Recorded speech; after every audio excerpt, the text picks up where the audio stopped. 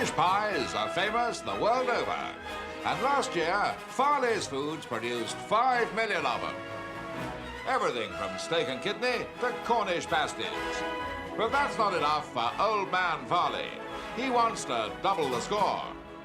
Work's been pushing ahead on the new extension to his factory. And this week, the great day dawns.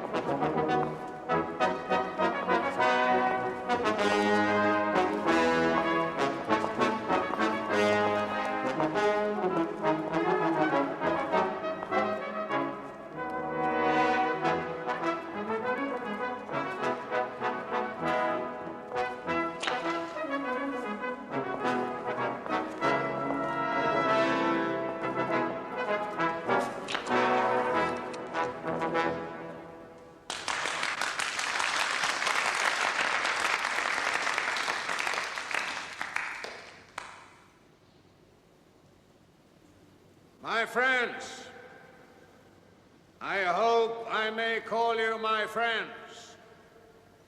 After all, I pay your wages.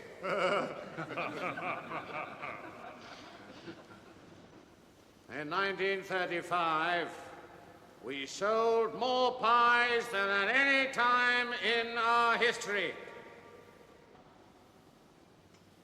Yet there are those among you, politically motivated, who still try to say that you are not doing well. Don't listen to them.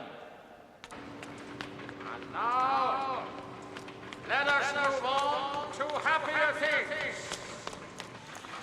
Once more I stand before you here to open yet another new wing of our great enterprise.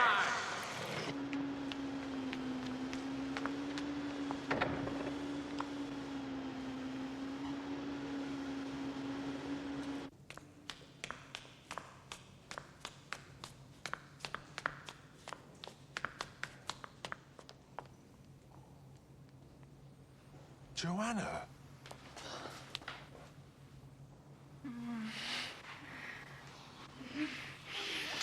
Why didn't you call me yesterday? You mustn't come here. I've got to see you. It's no good, Joanna. Oh, it isn't. What do you mean? I've been given 2 weeks' notice.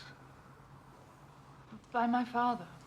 Well, not directly, but yes. Why? Because he's found out about us, of course. I've got to go. Oh, God. I'd like to think there has been a partnership between the Farley family and we humble mortals in the municipality.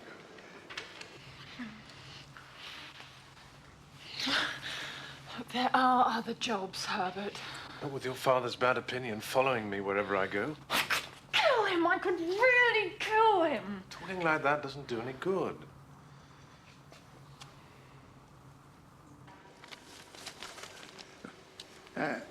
And now it gives me great pleasure to declare this new wing well and truly open.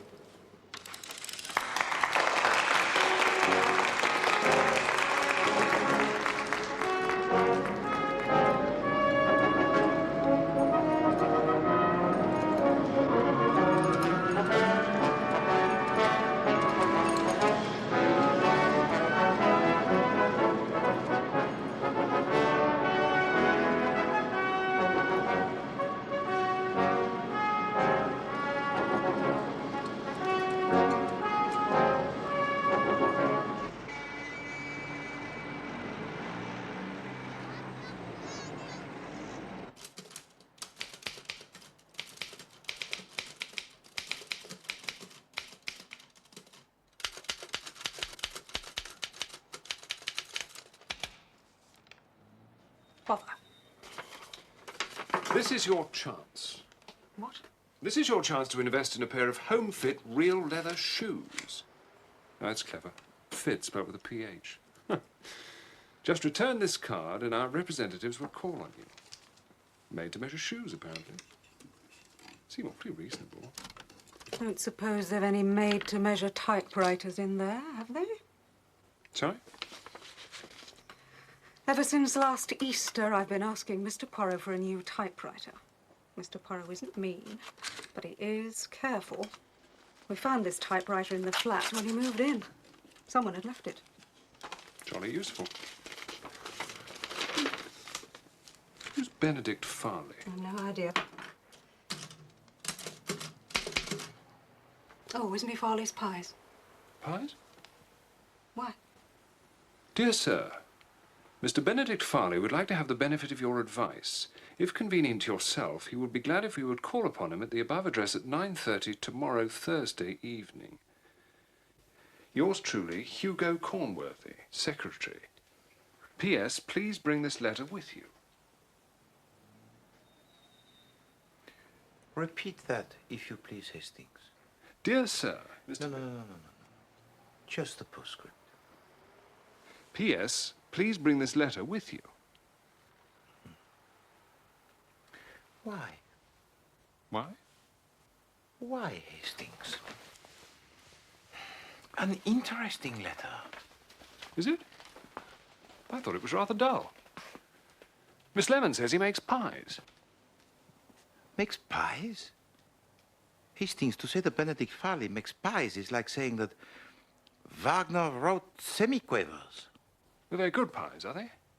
No, horrible. But there are a great many of them.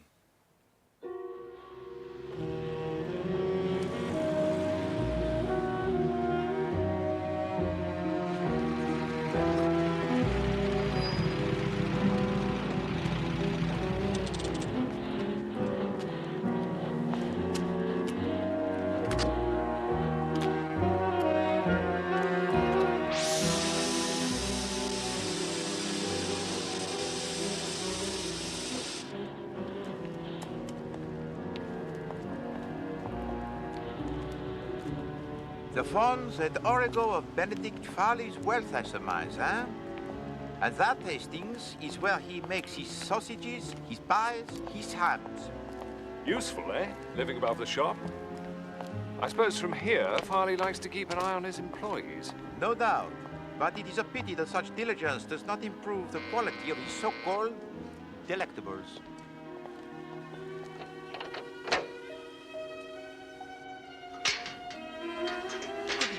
Good evening, sir. Monsieur Poirot and Captain Hastings, to see Mr. Farley. I'm sorry, sir. I was instructed to admit only one. Oh, come now. I was instructed most positively, sir. I'm sorry. You know, this is most inconvenient. You'll excuse me, sir. I was told to ask for a letter. Pardon? Oh, yes.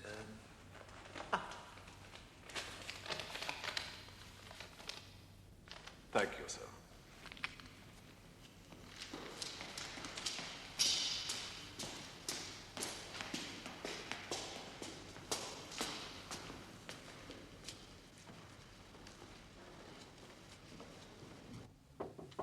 Yeah? The gentleman you are expecting, sir.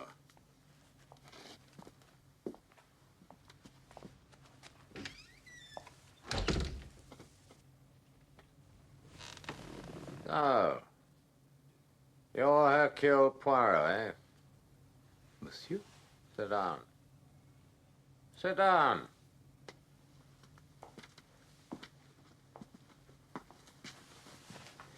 Merci, monsieur.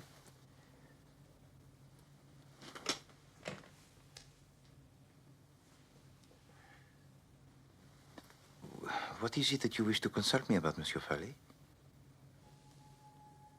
I have the same dream, night after night. I'm sitting in my room next to this, sitting at my desk writing. There's a clock in there. I look up at it. I see the time. It is exactly 28 minutes past 12. Always the same time. You understand? When I see the time, Poirot, I know I've got to do it.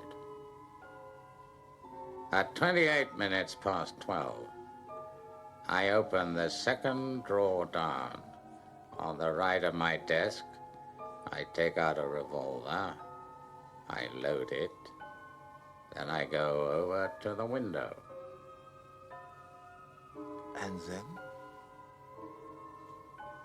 I shoot myself. I just lift the gun to my head and shoot myself. What do you make of that? I've already consulted a specialist in Harley Street. And what does this specialist tell you? He was preposterous. He asserted my life is so unbearable to me, I deliberately want to end it. He is a fool. Why should I want to kill myself? One of the richest men in the country. I have everything I could possibly want. I am a happy man. So where do I come in, Monsieur Farley?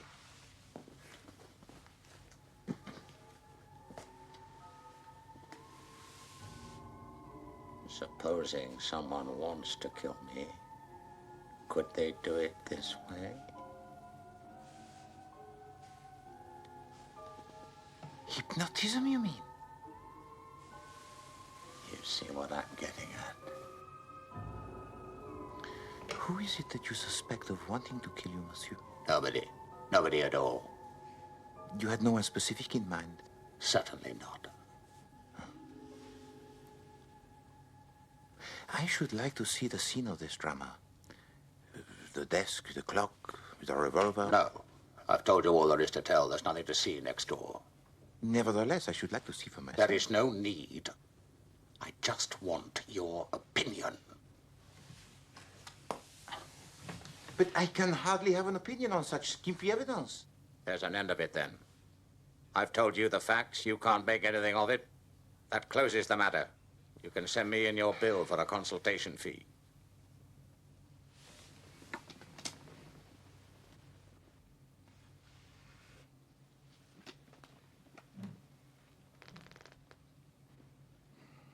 I shall not fail to do so. Wait. That letter. I want it. The letter from your secretary? Yes.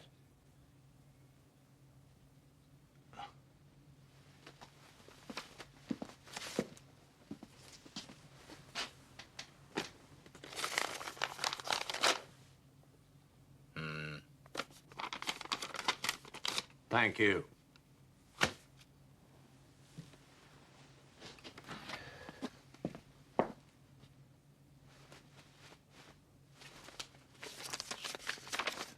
Oh, 1,000 pardons, monsieur. What? I have committed a folly, huh? The letter I handed to you just now, it was a letter from my landlord. This is your letter. Why the devil can't you watch what you're doing? Au revoir, monsieur.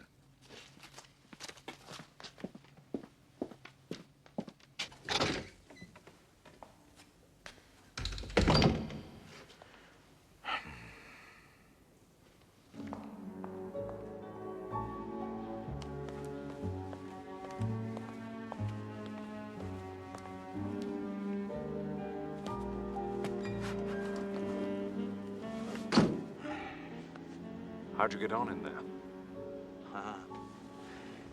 Not well, I'm afraid. There is something wrong in that house, Hastings. Badly wrong.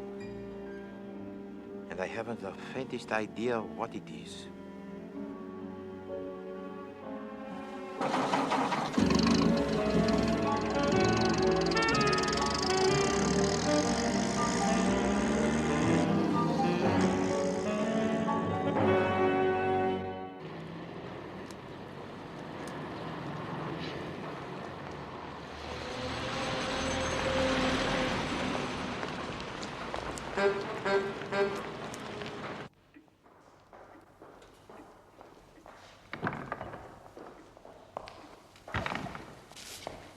Get off, boy. I want these documents in Leadenhall Street by 1 o'clock.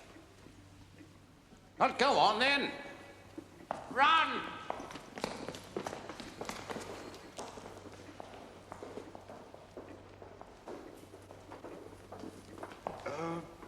Excuse me, sir. Mr. Cornworthy said you might spare us a moment.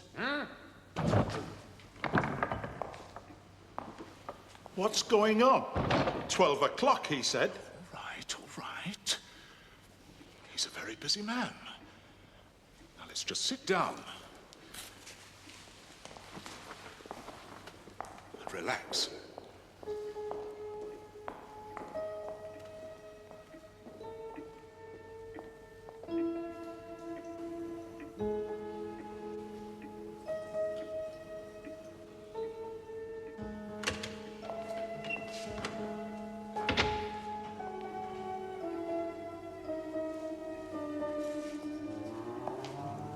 Mr. Cornworthy? Mr. Tremlett, you still here? We've been here an hour, nearly. Over an hour. Well, I'll go and see what he's up to. He's got to sign these anyway. Bloody nerve. That's our dinner hour gone, I know that. He'll see us now. Good God!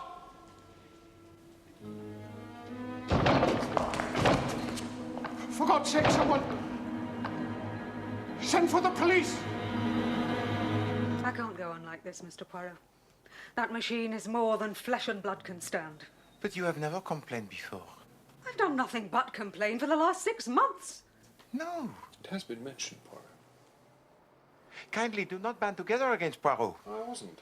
No, do I not do my best to keep us all happy? I don't want to be happy. I just want a new... Poirot. Ah, Inspector Japp, my old friend. I'm at Northway House, Poirot, Benedict Farley's place. I'd like you to come over here if you'd be so kind. Mr. Farley has shot himself.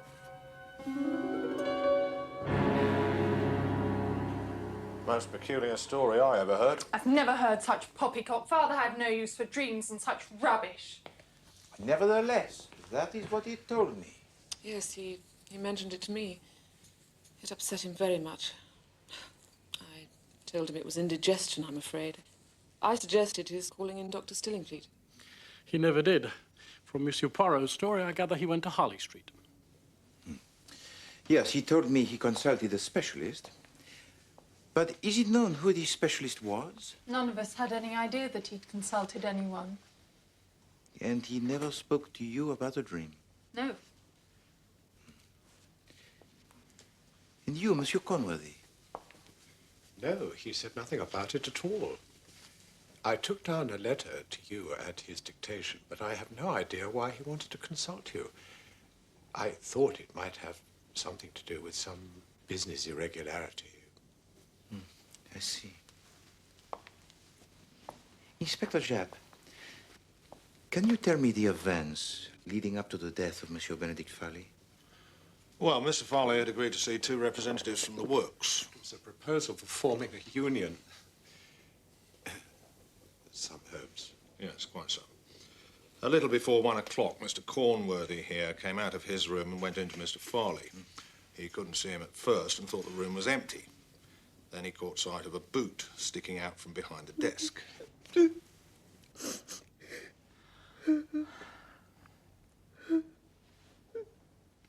And what happened then? I ran out of the room and I told the butler to call Dr. Stillingfleet, and he did.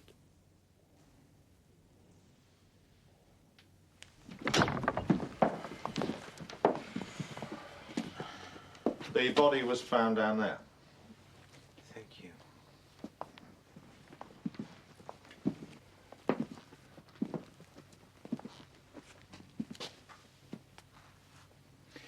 At what time did he die, Doctor? I examined the body at 32 minutes past 1. Mr. Farley had been dead at least 1 hour. So he could have died at this 12:28 he told you about. Precisely. Were there any fingerprints on the revolver? Only his own. And please tell me about the revolver itself. Well, it was the one he kept in the drawer of his desk. Again, just as he told you. Mrs. Farley has identified it positively. I see. What's more, that's the only entrance to the room. Well, apart from the windows, I suppose.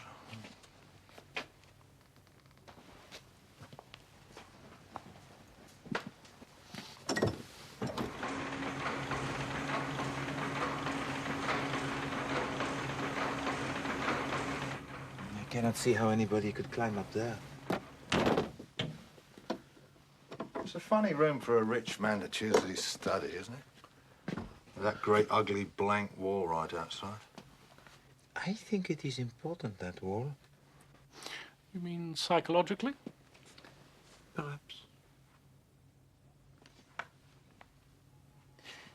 At 28 minutes past 12, I opened the second drawer down on the right of my desk. I take out a revolver, load it. I go over to the window, and then I shoot myself. I just lift the gun to my head and shoot myself.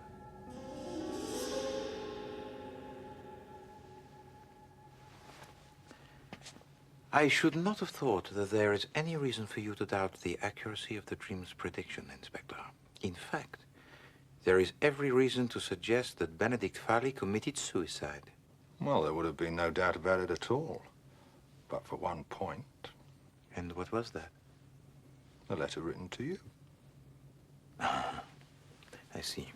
So where Hercule Poirot is concerned, there arises immediately the suspicion of murder? Precisely.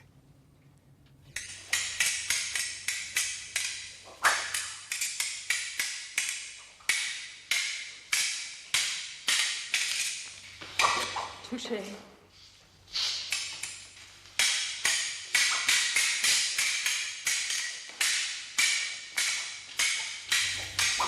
Suchet.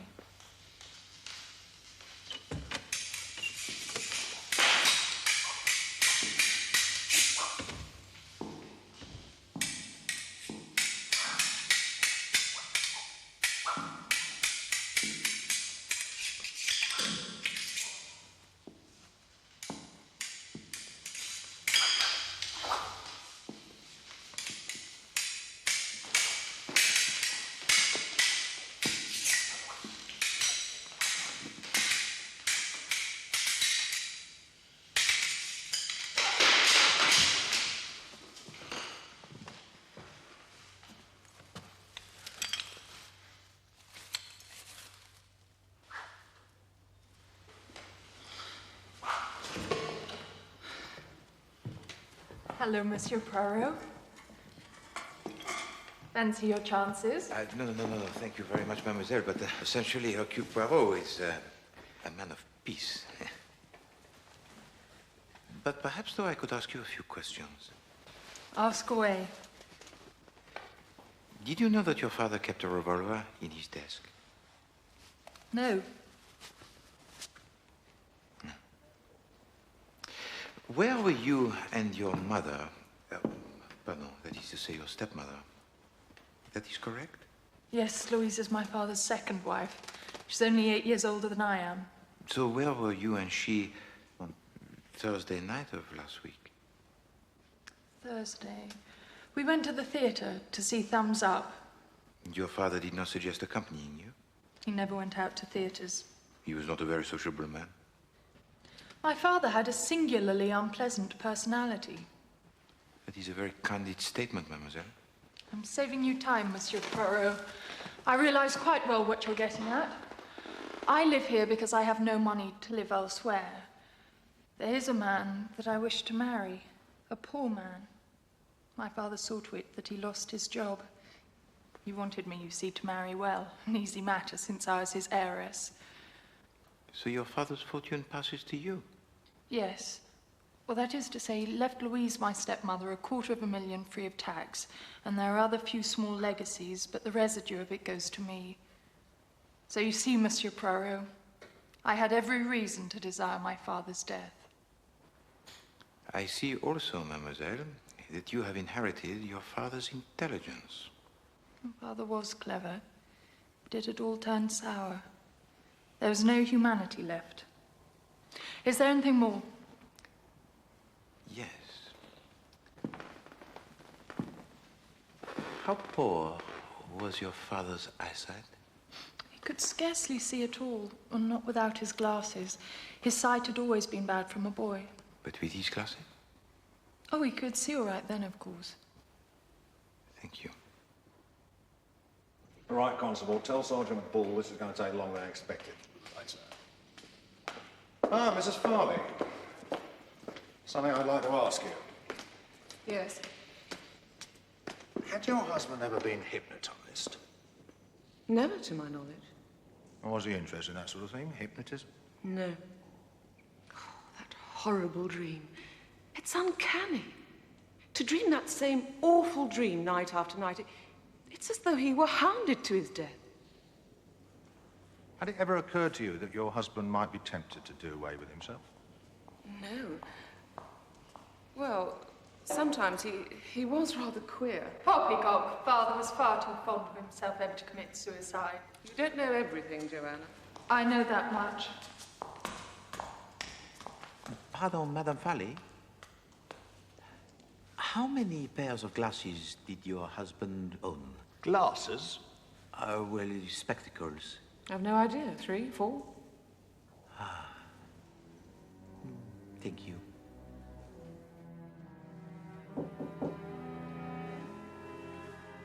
Come in.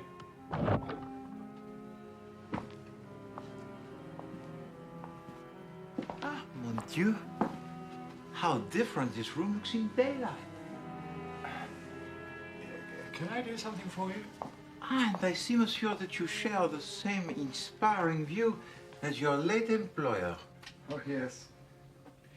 On the other side of that wall are the fools who made Mr. Farley's wealth for him. I think that's why he chose to have his study this side of the house. I see. You know, I feel sure if that wall could talk, it would tell us something, no?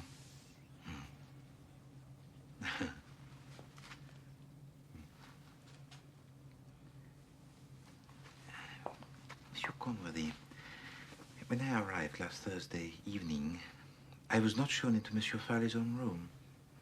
No.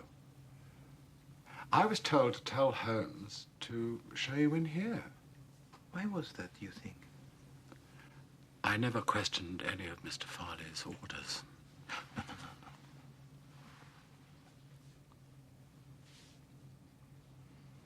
Did he usually receive the visitors in here? Quite often. Particularly if people hadn't come to the house before. I see.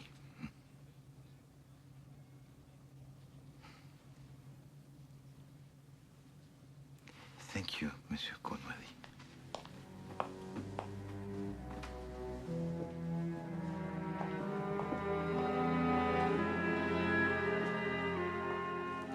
Inspector, this dream of Benedict Farley is very important. He dreamed, he said, of committing suicide. And later on, he did commit suicide.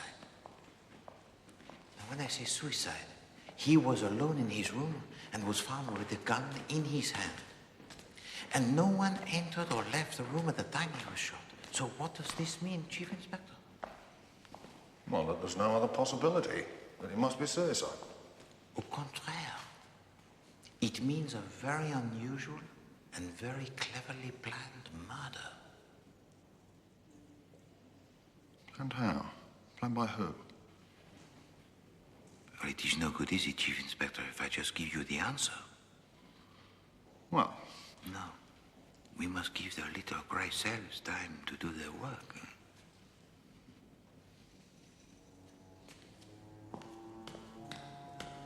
And give Poirot time to work out who did it and how.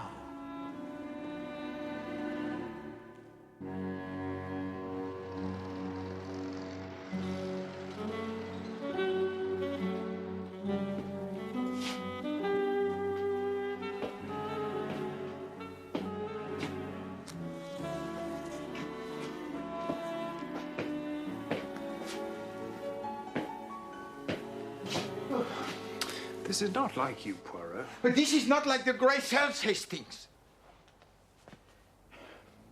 I have given them every chance.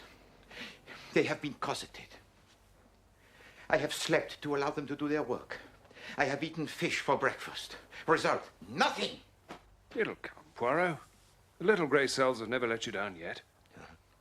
But is this not an indication, perhaps, of what is in store? A sign that they are weakened by old age and the fast living? Fast living, Poirot? I wouldn't call your life exactly fast. Well, not now, perhaps, Hastings, but in my youth. Really? Really? You see, one pays, Hastings. Eventually, one is called to settle one's account. I say. I shall have another tisane.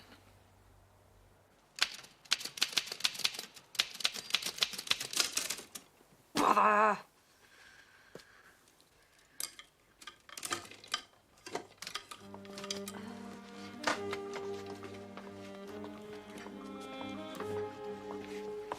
Mr. Poirot, What is it, Mr. Poirot? Another tisane, if you please, Miss Lemon. Oh, dear. You had your 9 o'clock one. Serious measures are called for, Miss Lemon.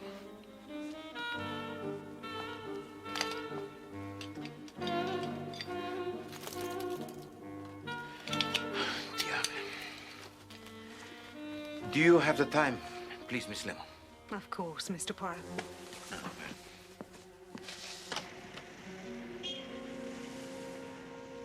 What are you doing, Miss Lemon?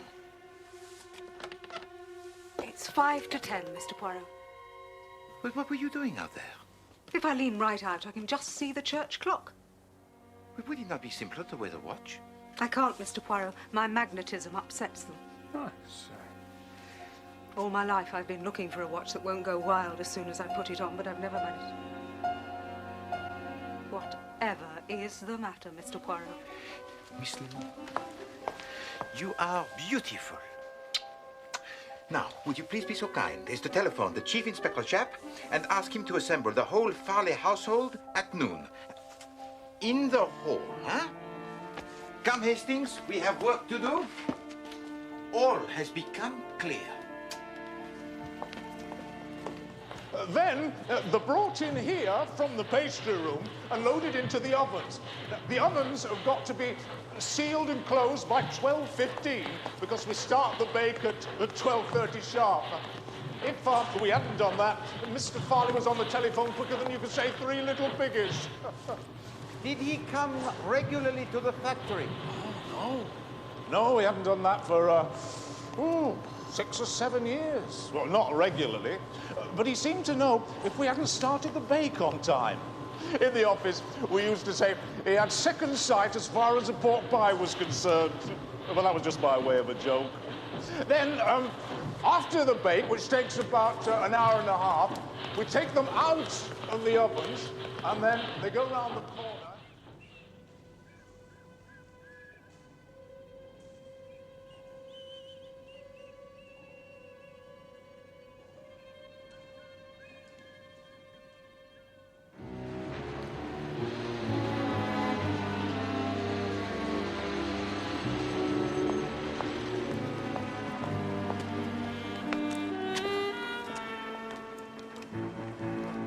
Now remember what I told you. Yes. Is it loaded? Oh, yes.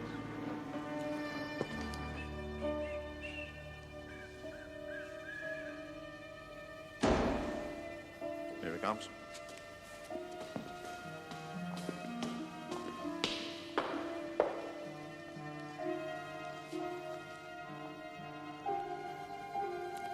Bonjour.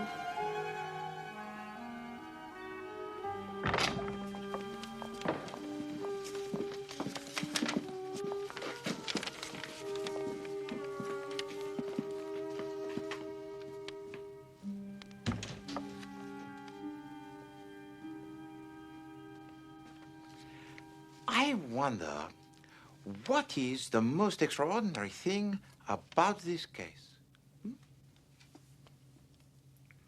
Well, the dream, I'd say. If we hadn't got your word for it, Poirot... Exactement. The telling of the dream was vital. But, mes amis, there is more to it than that. Where did this telling of the dream take place? Monsieur Benedict Farley received me here in his secretary's room and refused point blank to let me see into his own room just a few feet away. Why did he do that, huh? Because there was something in that room he could not afford to have me see. What? We will come to that. When Monsieur Benedict Farley asked me to return his letter to him, by inadvertence, I handed to him the correspondence from my landlord. One glance should have told him it was a wrong letter. Didn't he have his glasses on? Oh, yes, he had on his glasses. So why did Monsieur Benedict Farley not realize the difference between two totally dissimilar letters, huh? Because, mes amis, I was in the company of a man with normal eyesight wearing powerful glasses. And such powerful glasses would render a man of normal eyesight practically blind. Is that not so, Doctor? If they were very powerful spectacles, yes. Eh bien. So why was I not allowed to go into Monsieur Benedict Farley's room that night? What was in Monsieur Benedict Farley's room that I was not allowed to see? Mesdames et messieurs, shall I enlighten you? I wish you would, Poirot. Very well.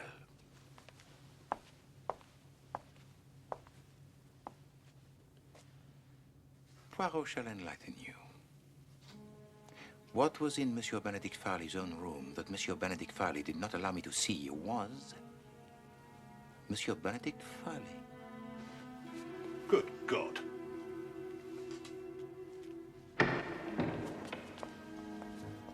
Yesterday afternoon, there are 3 witnesses to swear that no one comes in or out of Monsieur Benedict Farley's room.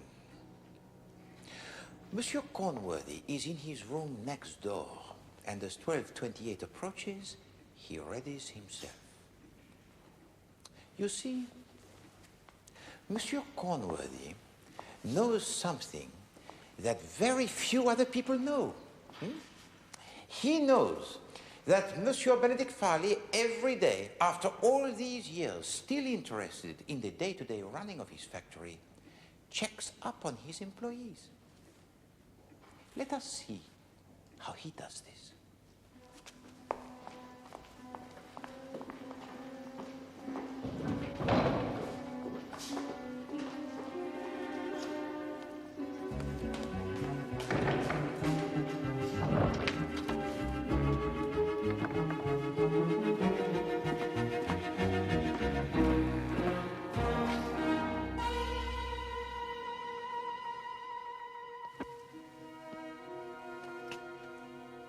How can this king of pies observe his workers without ever leaving this house, huh? Simple.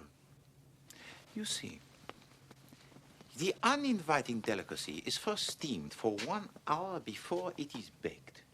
And the release valves on the vast ovens, which are situated beyond that wall, are briefly tested as soon as the ovens are loaded.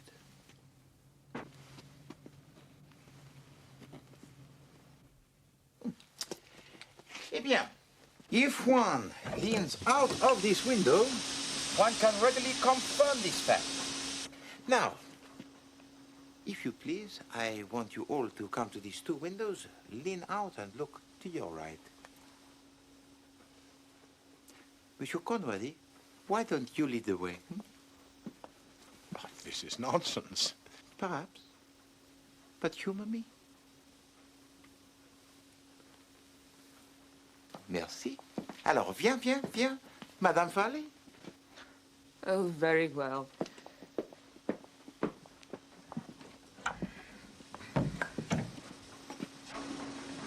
Now, one can readily see that spurt of steam issuing from the chimney or pipe at the eastern end of the building. Voila. All the same, I don't see where that gets us. Monsieur Farley comes to the window. Yes? He leans out to make sure that the bake is starting on time. All right. And then...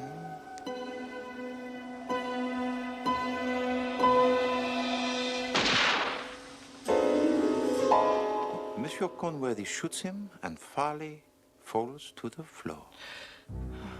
Remember, there is a blank wall opposite, so there can be no witnesses. Lies. Ridiculous lies. All has the appearance of being above the board, yes? Monsieur Tremlett and the other men see Monsieur Conworthy go into Monsieur Farley's room, but rush out again with the announcement of Monsieur Farley's suicide. What they do not, of course, see is Monsieur Conworthy press the gun into Monsieur Farley's hand. Slanderous rubbish. It was Monsieur Conworthy who wrote to me the letter. Monsieur Conworthy who gave instructions to the butler. It was he who went up to his bedroom, applied the makeup, and played the part of Benedict Farley.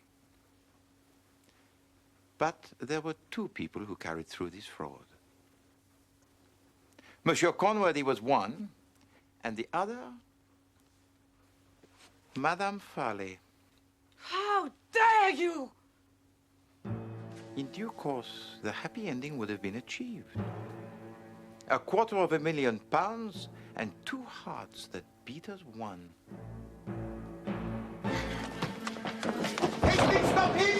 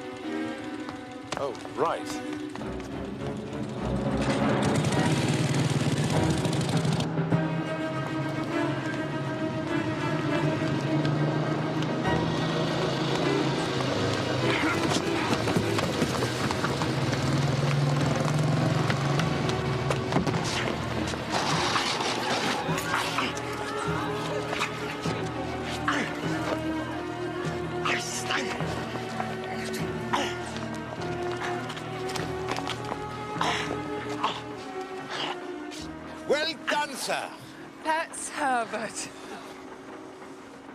I've come to elope. It's still on, is it? It's not, strictly speaking, necessary anymore. Oh. Well, we could do it anyway, though, if you like. Yes. What shall I do with him?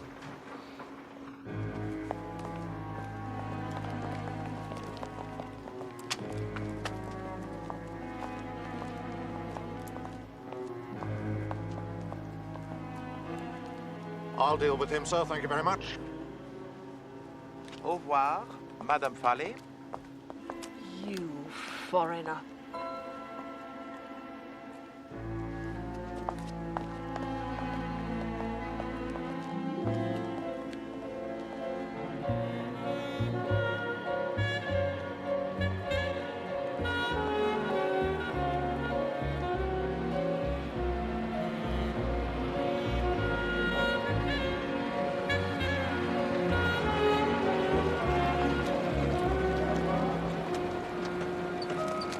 Good afternoon, sir.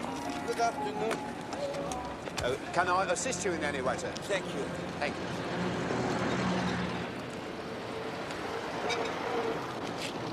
Thank you.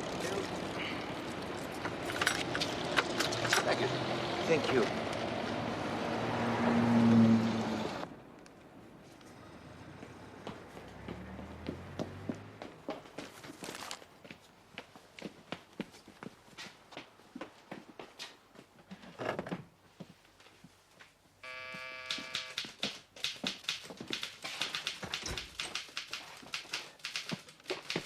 I'll give you a breather with that. No. Thank you, Hastings. I'm sure I can manage the last 5 paces. Oh, Mr. Poirot, let me help you. No, Miss Lemon.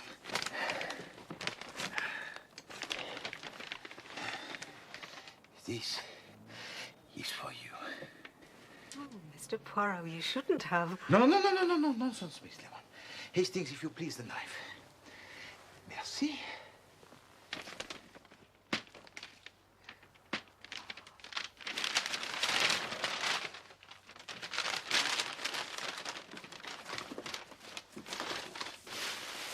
Et maintenant, voilà.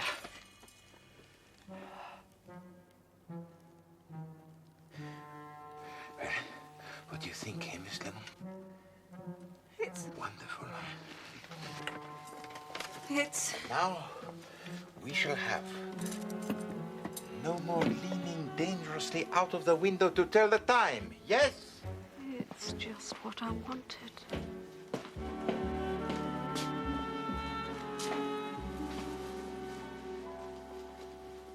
Hastings, there are 2 reasons why I should never become the millionaire. What are they, Poirot? The first, that I should never make the detestable pork pies, huh? And the second, I am too understanding towards my employees. Quite.